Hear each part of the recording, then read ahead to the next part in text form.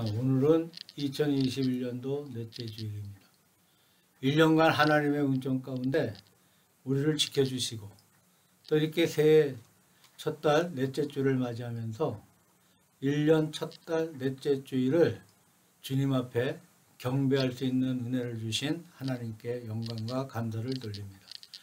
코로나19 때문에 전 세계 교회들과 주일을 제대로 지키지 못하고 있습니다.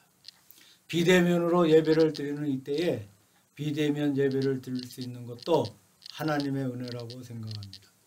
금년도 우리 모든 예배를 통해서 하나님 앞에 큰 영광이 되고 이 예배에 참석하는 모든 분들과 또 유튜브로 또 인터넷 홈페이지를 통해서 예배드리는 모든 분들에게 하나님의 큰 축복과 은총이 함께하기를 기원합니다.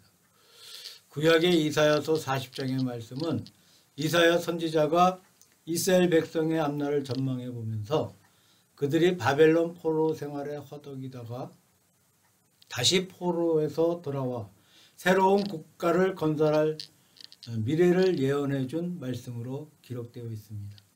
이스라엘 백성처럼 혹독한 시험을 많이 받은 민족이 없습니다.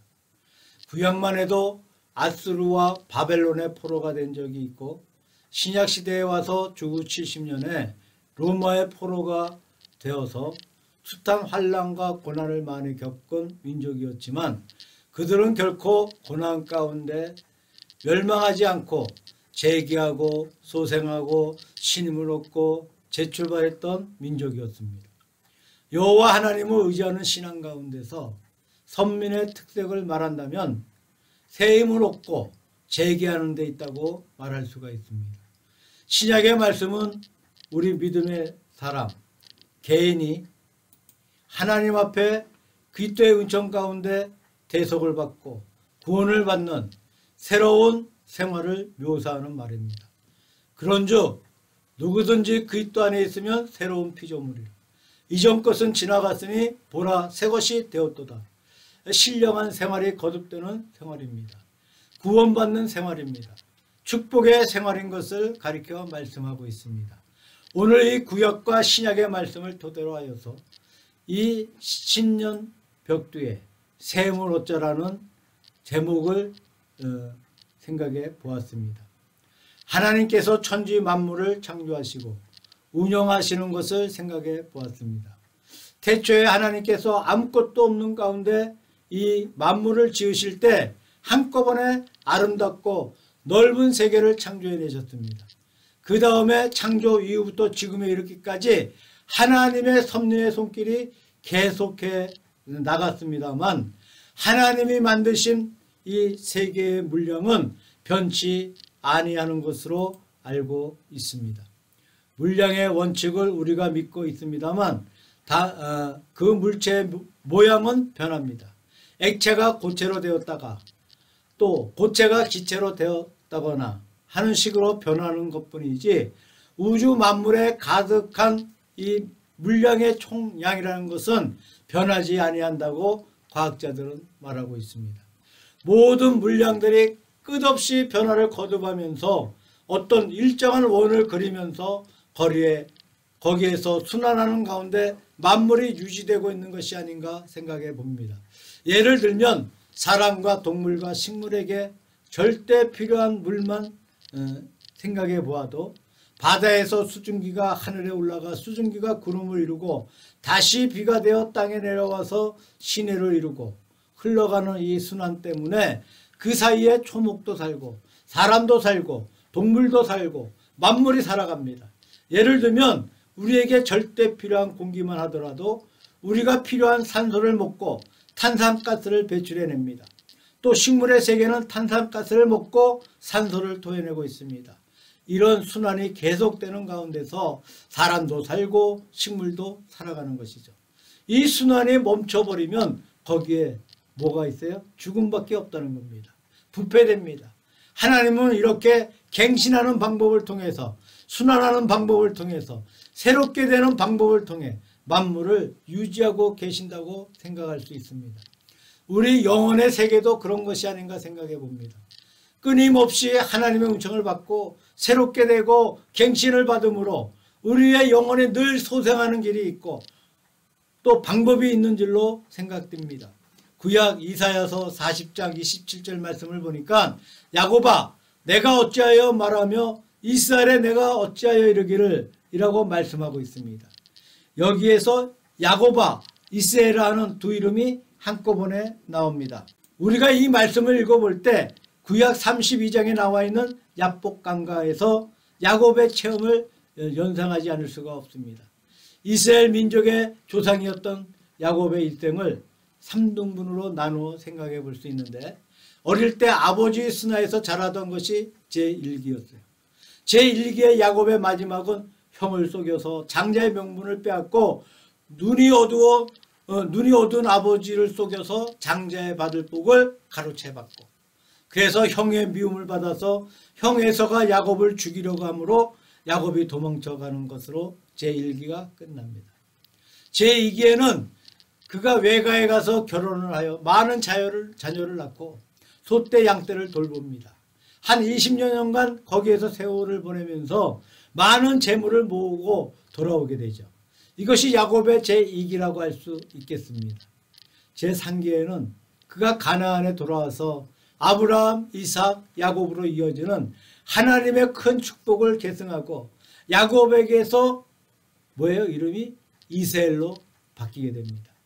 1기, 2기는 준비 기간이라고 말할 수 있고 드디어 3기에 가서 택하신 선민의 조상인 이스라엘이 만들어집니다.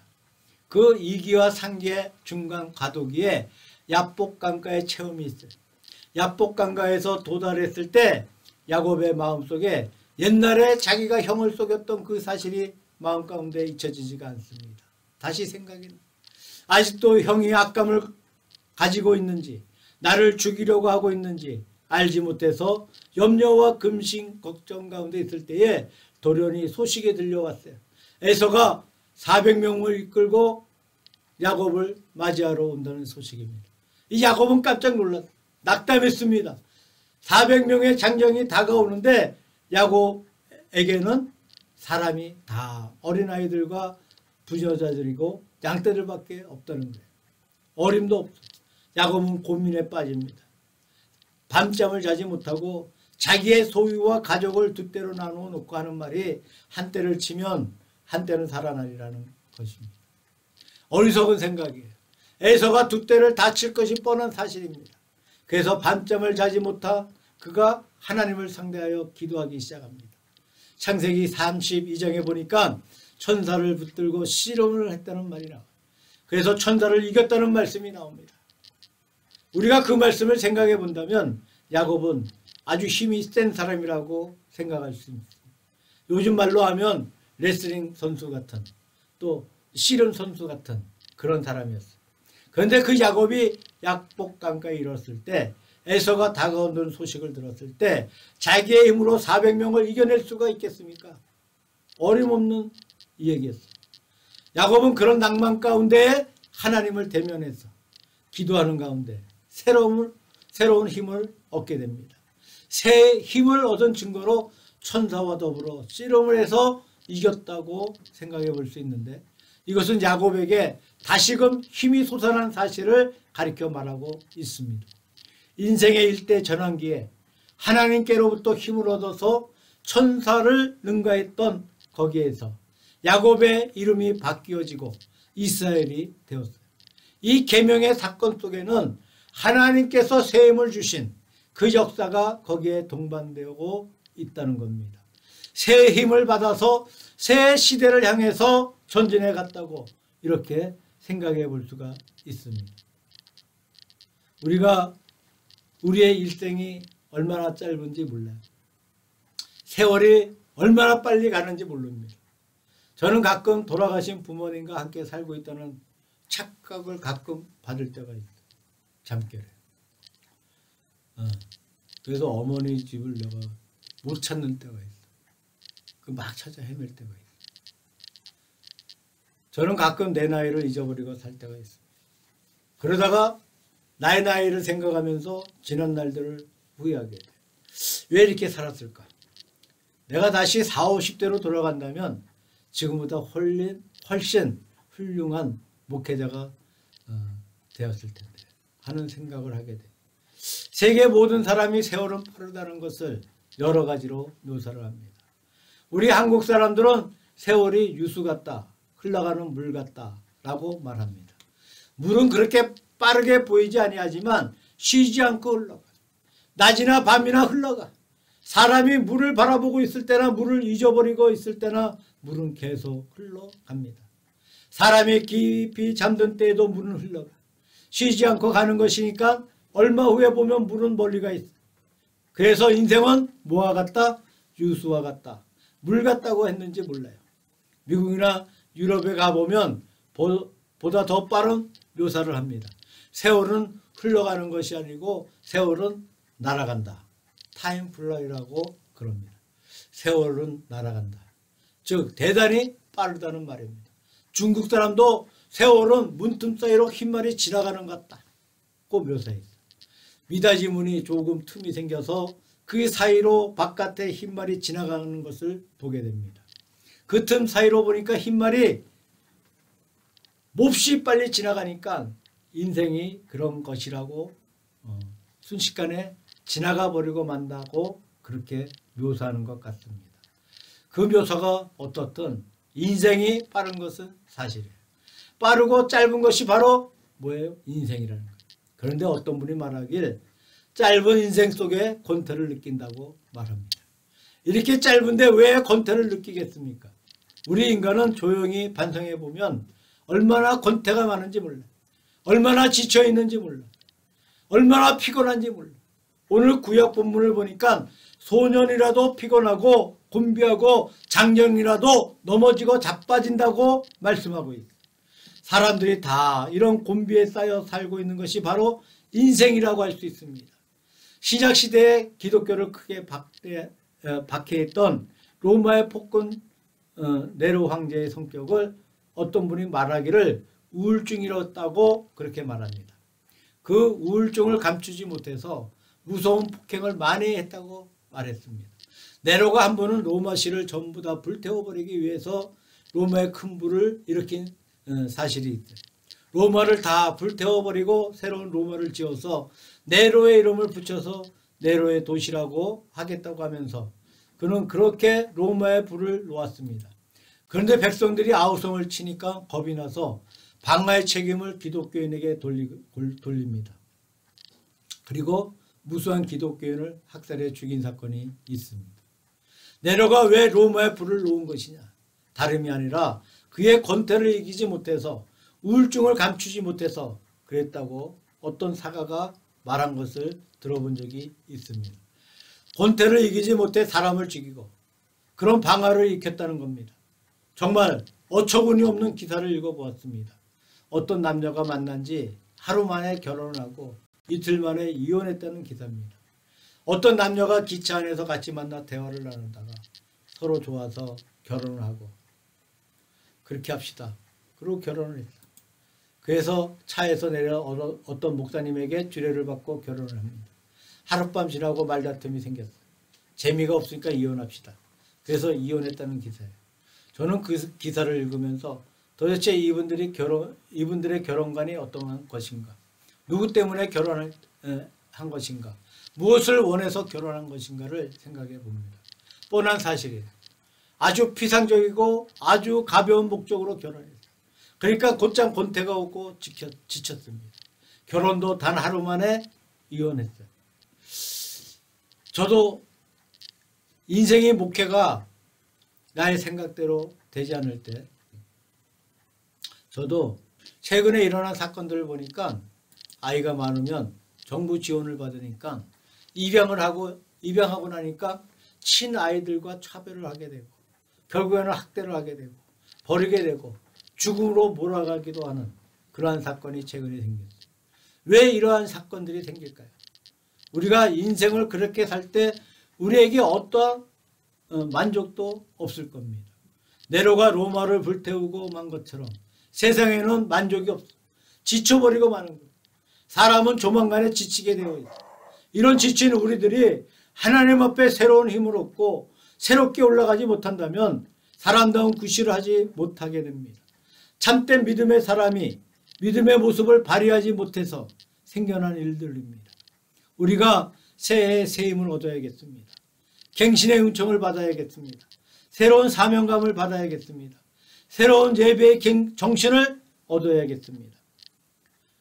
그 다음에 말씀을 보니까 새 힘이 어디서 오고 있습니까?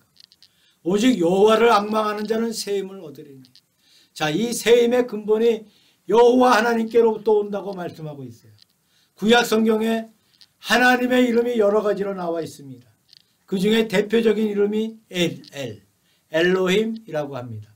그 뜻은 힘 있는 하나님이라고 하는 뜻입니다.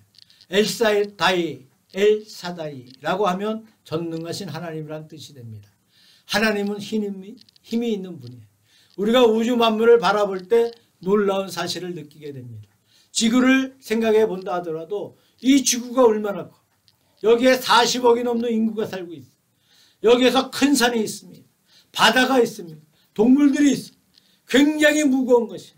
이 무거운 지구가 하루에 24시간 한 바퀴 자전을 합니다. 그 다음에 365일 동안에 이 태양 둘레로 한 바퀴 공전합니다. 누가 이 지구를 돌리고 있는 것이냐? 어떤 힘을 가지고 지구를 돌리는가? 우리 한번 생각해 봅시다. 깜짝 놀란 사실이에요. 지구만이 아닙니다. 태양계의 숱한 별들이 그렇게 돌고 있습니다. 은하계의 수억 개의 별들이 있습니다. 다 무엇인가 움직이고 있습니다. 헨리 해석이라는 별이 있어요. BC 240년부터 약 76년 간격으로 관측된다고 합니다. 다른 해성과 동일하다고 합니다. 지구에 접근해 온다는 소식을 듣습니다. 지금부터 몇십 년 전에 헨리 해성이 온 적이 있습니다. 마지막 나타난 연도가 1986년이었습니다. 2061년에 다시 나타날 것으로 예측하고 있어요. 우리 육안으로 볼 수 있다고 합니다. 그 꼬리의 길이만 하더라도 수백만 킬로미터가 된다고 합니다. 헨리 해성이 나타나면 왕의 죽음이나 전염병, 전쟁, 호수, 가뭄 등의 뜻하는 하늘의 신호라고 합니다. 이 깜짝 놀랄 사실입니다. 누가 그렇게 큰 별을 밀어서 지구까지 오게 하는가?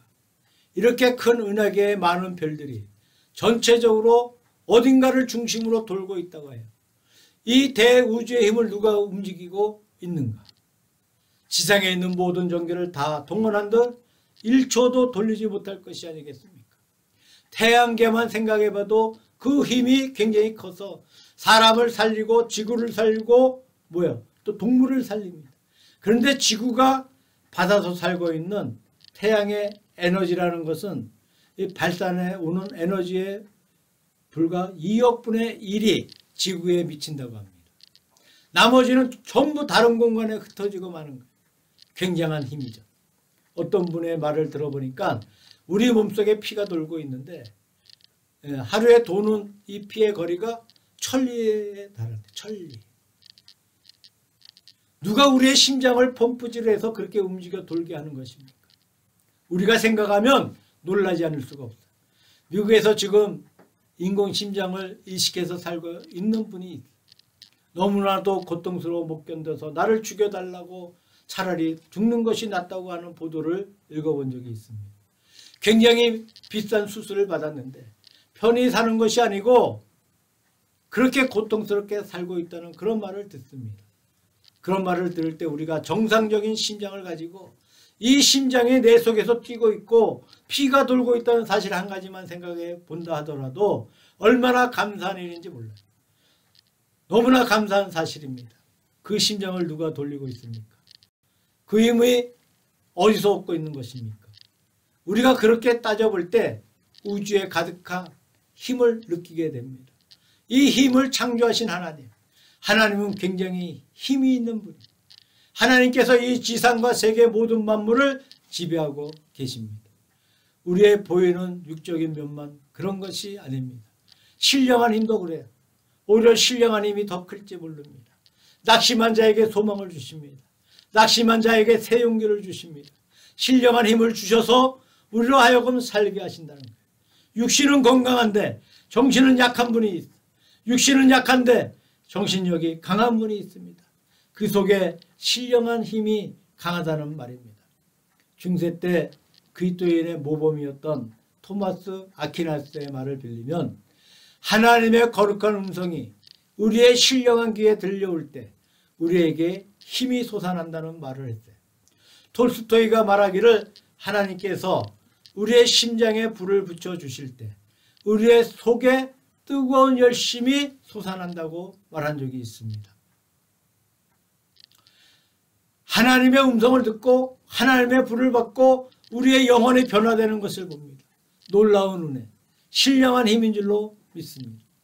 영국의 역사 가운데 청교도의 대표적인 인물 가운데 크롬웰이라는 분이 있어요. 이 크롬웰이 젊었을 때 그의 아들이 죽었습니다. 그의 모든 사업이 실패하였어요. 아들을 잃고 사업에 실패해서 아주 큰 낭망에 빠져 거의 자살해 죽고 싶은 심정에 빠져 있었어요. 기진맥진한 크롬웰이 성경을 꺼내보는데 빌립보서 4장을 읽게 되었습니다. 4장 12절에 내가 풍성함에 처할 줄도 알고 비천함에 처할 줄도 알아 모든 일에 일체의 비결을 배웠노라는 그런 말씀이 있습니다. 그 말에 그는 용기를 얻었어요.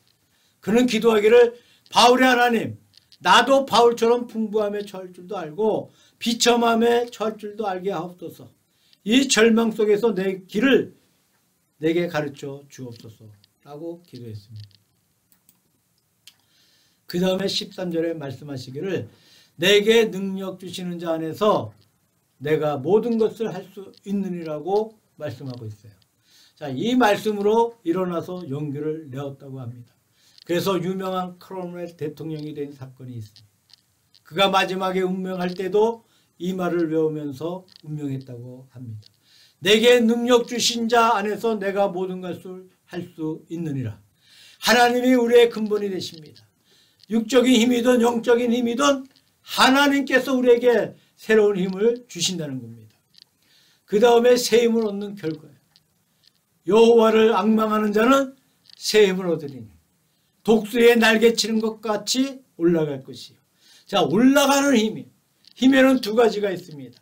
올라가는 힘이 있고 내려가는 힘이 있고 진보하는 힘이 있고 타락하는 힘이 있어. 잘 되는 힘이 있고 잘못되는 힘이 있어.